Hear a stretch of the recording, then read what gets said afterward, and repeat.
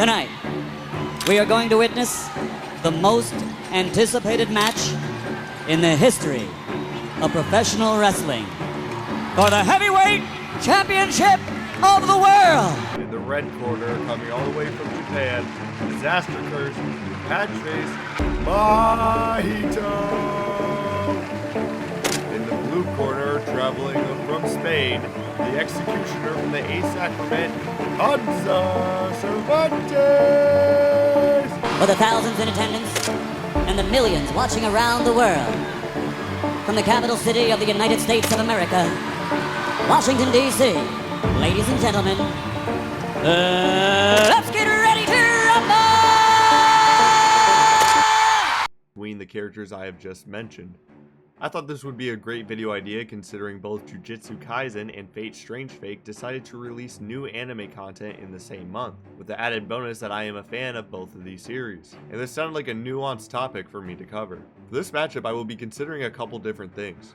The first being I am not going to be going over higher tier interpretations for both series. There are calcs and statements for both series, which can get these characters to ridiculous levels of speed and strength. So do not worry, I am not going to be dropping lectures on Fate lore or calcs that usually aren't the most consistent within Jujutsu Kaisen, especially for feats that are pre-calling games. We are going to be equalizing cursed energy and magical energy for the sake of convenience, so we do not have to jump through hoops on if domains would work on Fate characters or if mages from Fate would be able to exercise cursed spirits. Mahito is a special grade cursed spirit, who is a part of the fan coin group Disaster Curses. In terms of power relative to other cursed spirits, he is definitely in the upper echelon. But how powerful is he?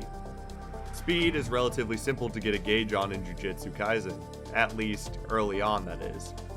We know that low-end characters on the level of pre-awakening Mahi can react and block attacks that move at subsonic via being able to consistently slice and block bullets from Mai's 44 Magnum. We get a pretty hard cap on their speed with characters like Naoya Zen'in spamming their projection sorcery that could reach speeds of Mach 3.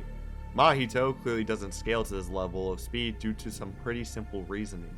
Starters, this Maki is at least physically on par with Toji Zen'in, who outclasses all the Disaster Curses. Toji's physical prowess grants him speed that can blitz Dagon and Megumi.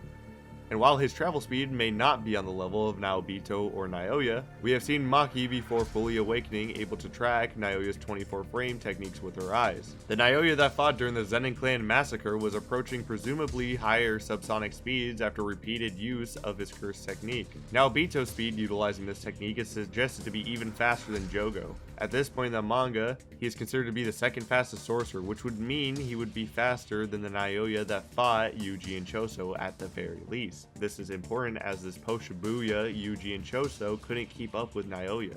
With basic connecting of the dodge, Yuji, whom is relative and could react to Mahito's instant spirit body of distorted killing, but couldn't keep up with Naoya's first appearance, much less his cursed spirit form, that could even blitz someone stated to be physically equal to Toji, emphasis on physically, of course, because when she becomes fully realized and could see what he sees, she can bully people like cursed Naoya. Maki and the other cast do have some feats above what I am currently suggesting, but almost none of it would apply to Mahito regardless. To add further consistency, we know that during the Shibuya incident, Yuji states attacks like Choso's piercing blood are far too fast for him to react, and had to time it at the moment that he fired, so he could avoid being killed by it. Piercing blood has consistently stated to either be at the speed of sound or surpassing it vaguely in guides. Even after Yuji, Todo, and Mahito reach 120% of their power, I cannot confidently say that they would be able to reach these levels of speed. I don't think that the extra 20% is going to be enough to breach that gap. All this deliberation to say that Mahito in terms of speed should be around the higher ends of subsonic to around the speed of sound if we are giving benefit of the doubt. But how hard can Mahito hit?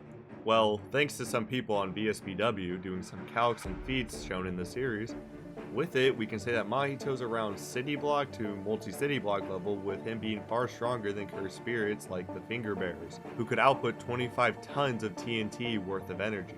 Kyoto's sister game, Mekumaru, could output power on the level of 12.2 tons of TNT, which obviously Mahito is stronger than. Mahito himself has a couple of feats on the level of City Block Plus, If you think that Mahito's stronger than Jogo, then you could argue that he would be capable of having small town levels of AP. I've seen arguments for JJK to scale much higher with creation feats based off of domains like Dagon's Island.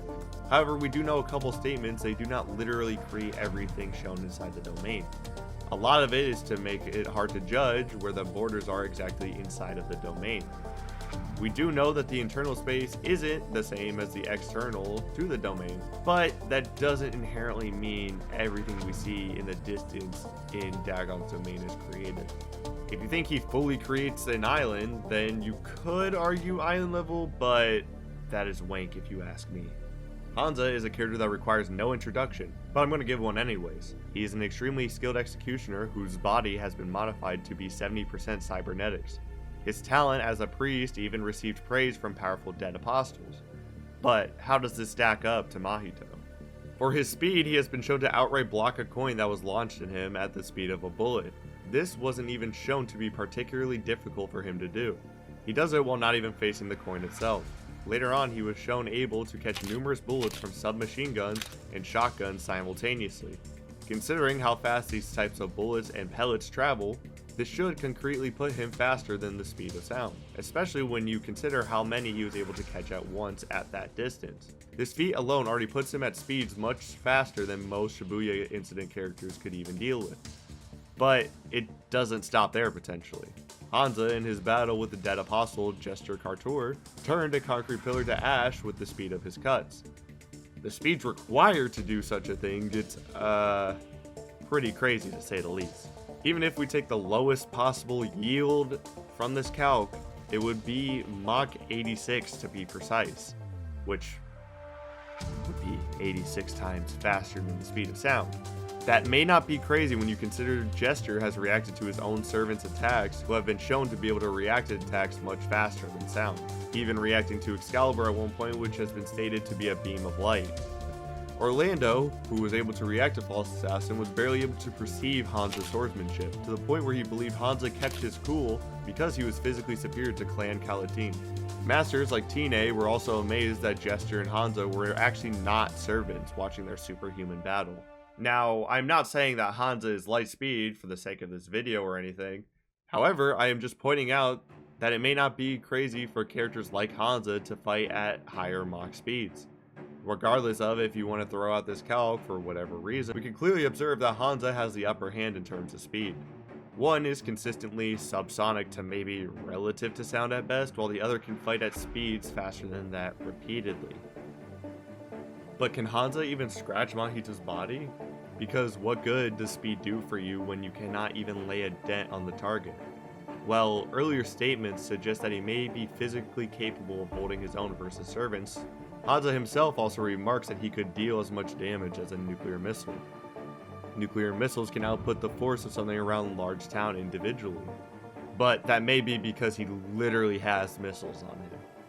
You could get even higher numbers for what Hansa could damage if they are a spiritual being with the Black Keys, spiritual weapons that have potential to damage servants. This was not only implied but shown in Kiri's battle with Hassan, and if they are naturally weak to purification, it can even damage those as powerful as Dracula. Which, if you ask me, reminds me of Maharaga's Sword of Extermination, but that's beside the point. Servants with ranks lower in strength have been able to block strikes from those with top class strength, or at least not instantly die. Even lowballing servants with A to A plus levels of strength have been stated to be able to destroy cities or mountains. Now, even if you do not want to scale the Black Keys to exactly those tiers, that is fine, but it should definitely suggest that they are capable of damaging people on the level of Mahito. After covering strength and speed, there isn't really much Mahito could do at this point, and if you make the case that he could just one-shot Hansa by grabbing him and manipulating his soul, when you touch it. I don't see him being able to land a blow on Hansa, regardless on if I make an argument that he could defend his soul to begin with. Even if he throws a Hail Mary and expands his domain for the guaranteed hit, I think the speed gap is too much. Hansa's just going to beat him up before he can use his domain expansion. That is, if he can hurt his soul. because mentioning how much stronger and faster is kind of pointless since we've learned in chapter 24 onwards, Mahito, as long as he keeps the shape of his soul intact, can overcome being pulverized. So in spite of Hansa being presumably stronger and faster, he cannot fully put down Mahito if he cannot get around this predicament. So the question remains, how will Hansa deal with this? Well, to answer that question, I think there are two different methods Hansa could use in order to exorcise Mahito.